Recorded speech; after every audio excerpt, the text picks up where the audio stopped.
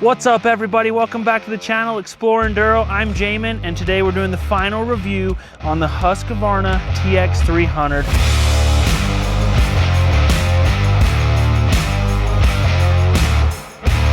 This is a 2024 model, TBI, fuel injected. These things rip and it has been an absolute treat to ride this bike for some time now. And this thing is a beast hill climber.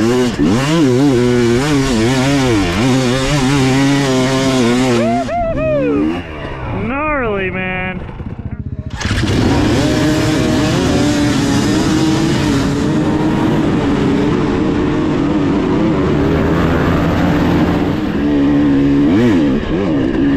My favorite thing, woohoo! My favorite thing about the two-stroke, especially this new TBI, that grunty power for mountain rides like this. Just so freaking fun, sporadic, hit the throttle, jumping off rocks and such. The throttle body injection, fuel injection system, holy crap, this thing rips. It is so precise, so good. I don't see a need for carburetors anymore. I love the TBI motor. It has been fantastic to me.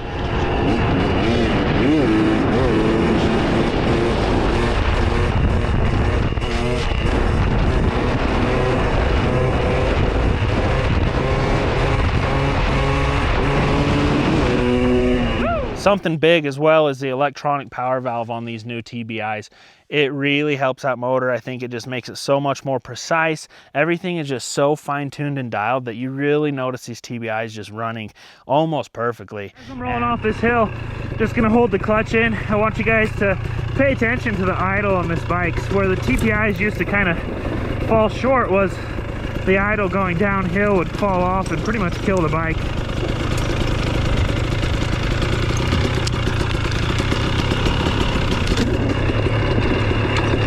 So idle's about right where you want it, ready to go as soon as you pull the throttle. The next biggest thing is going to be the exact spring fork that came on these 2024s. It is honestly just awesome and I've really loved it for all aspects of riding, including desert racing, hard enduro, and trail riding. It's been the most versatile setup of suspension that I've ever had and I'm really stoked about the exact spring fork. Absolutely. Probably the best thing the KTM Husqvarna brands have done in years and years. I love the fork, love the suspension. It is really freaking good.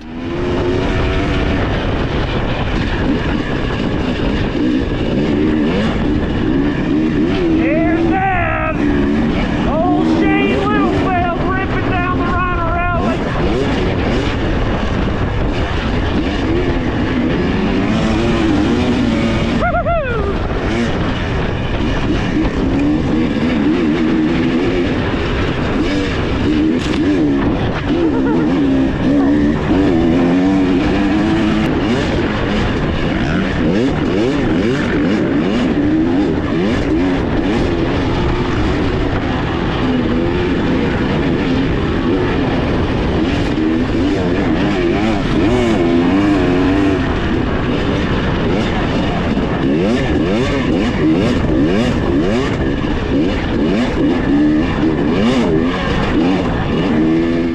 Come with brake tech components and I am not a big fan of the brake tech stuff. It's a little spongy. They're having some problems with the calipers breaking.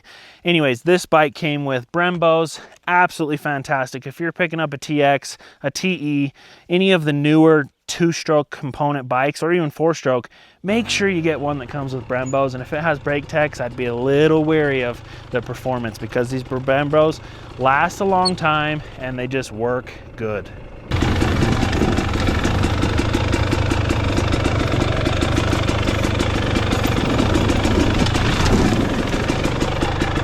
You rolled that. That's sick.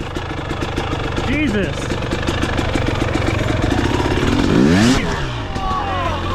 It's a pretty big hole. One thing that I did do pretty early on with this bike is it comes with a 14 49 sprocket setup. The 14 I changed out for a 13 initially, and that was before I was going to race like grinding stone hard enduro. I put that 13 on there. You could even go with the 12 if you was doing strictly hard enduro, but I put that 13 on there compared to the stock 14, and I've just left it on. It's been fantastic for desert racing, trail riding, hard enduro. It really, I feel like that was more of the sweet spot with this gearing. The 14's a little bit high, definitely if you're doing faster paced off-road racing, you're going to want to keep that 14 on there, but the 13 gives you a really good versatile mixture and great gearing for this bike. I would highly recommend throwing on a 13 tooth on these TXs or XCs. The chassis does feel just a little bit stiff right at first. You have to break it in for probably 10, 15 hours. And then I don't know if it's us getting used to it or if the bike kind of loosens up a little bit, but my goodness, it does feel good. It really turns well. It really does well chassis wise, and I have no complaints there. In fact, it's definitely my favorite chassis to date for these two strokes. I think it's really hit a home run on this frame and such. So yeah, 5-star there too. Overall, you're thinking, man, this guy likes the motor, he likes the chassis, he likes everything about this bike. It has been really fantastic. It's probably been my favorite all-around bike to date. It never leaves me wanting more. It's really good. You know, if I was strictly racing desert racing, then I would probably want to go for a 4-stroke. But apart from that, where I'm switching from hard enduro to desert racing to trail riding, the 2-stroke's probably the best bike for me for them settings because it's so versatile and so good in every one of them applications. The fuel mileage has not been that great. It is just simply not that incredible, but it works. You can go for a 2 or 3 hour ride pretty easily. If you're out desert racing, you're probably going to be pushing your limits around that 40-mile mark, depending on how fast you're going. But yeah, once you get to 40 miles, that fuel light's definitely going to be kicking on. Something that a lot of guys complain about is the fuel pump doesn't suck all of the fuel up through out of the tank. Yes, there will be just a marginal small amount of fuel that's still in the tank when the bike actually runs out. So that's frustrating. That is something to think about. You may need an oversized tank if you're a guy that likes to do a lot of riding or desert racing on one of these 2-strokes. From the previous generation of bikes, there's a lot of upgrades that have really listened to us on some of the complaints that we had. That was like the kickstand bolt that kept coming undone on the old one. This kickstand has been flawless, no issues with it. Really like the new kickstand. One thing that they claim was fixed and is so much better that has not been fixed, in fact I would argue is probably worse, is the dang composite subframe on the Husqvarna. Come on, when are we gonna get this right? And something that just hasn't been talked about enough is this subframe on the new Huskies. Yes, it's very similar to the KTM. Yes, it's been updated from past versions that had braking issues, but this one still breaks. I've seen multiple instances online where they're all braking in the same position, where that bolt goes in for the bodywork for plastic bolts. But anyways, it breaks right there. And I've seen this happen a couple times and there's not much fixing on that. And it wouldn't be a huge deal, but this subframe is like $380 compared to the KTM subframe that's almost identical, except for these tabs are a little bit different, is like $170. It's like a $200 difference. And the Husky just breaks and breaks. Third tip over that I had on this bike, subframe cracked in half. That sucks.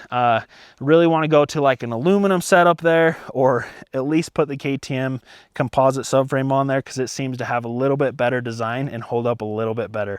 This Husky one is honestly still a failure. That is frustrating. So sick.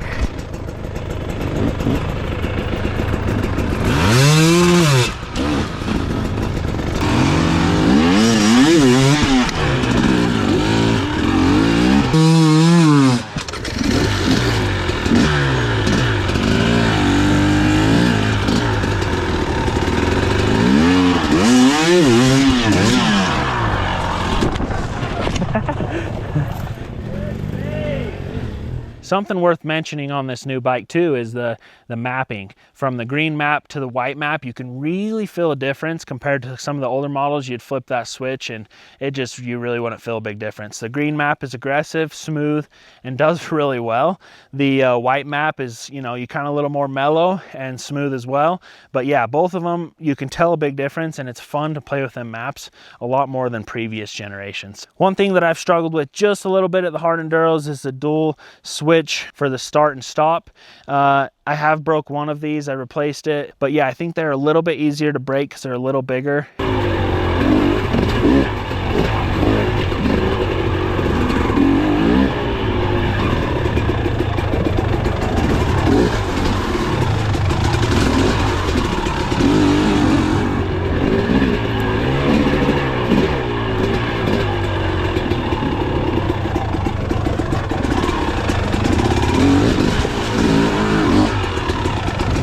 You'll notice I've got a headlight on my TX. You're thinking, hey, that's not a TX, that's a TE. Well, TX300 right there. I've just done some additions to it. Initially, what I did is throw on a bunch of bulletproof designs, guards, a shark fin, radiator guards, and then I set up this light as well. This is a Cherubies VSL headlight here. I think they run about $100, and then I went to True North Motos and got their wiring harness.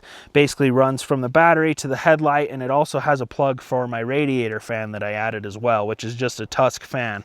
And on top of that, I had to get the stator upgraded. You can buy an upgraded stator from Ricky Stator, or you can send yours in. Basically have converted this into a half enduro, half racing bike, and I have absolutely loved it. I don't have a ton of experience with this, but the TEs and the Enduro models are they leave a little bit to be desired on the motor side. This TX does not. It is snappy, it is powerful. My kind of recommendation is, why don't you take one of these XC model, TX model bikes, add on some additions like a light and different things that you like, and kind of convert it into a TE. That way you're not having to do so many motor mods or mapping mods that these guys are kind of doing with their Enduro bikes. It's a good mixture. I think you can get either bike and kind of build them into what you want.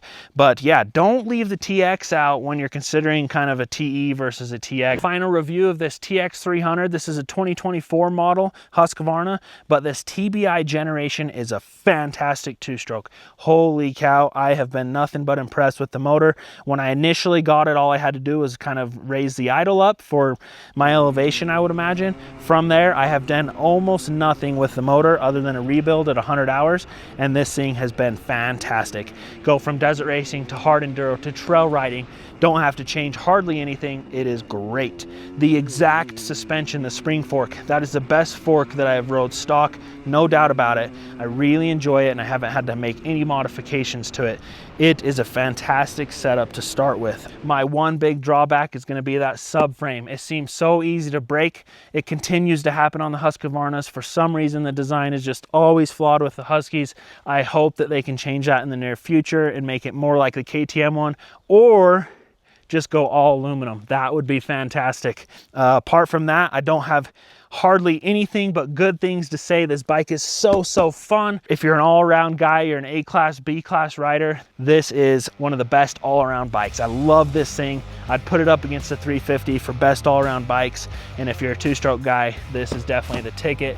That's a wrap on this final review, guys. Thank you for watching. I'm Jamen. This is the Xplore Enduro channel.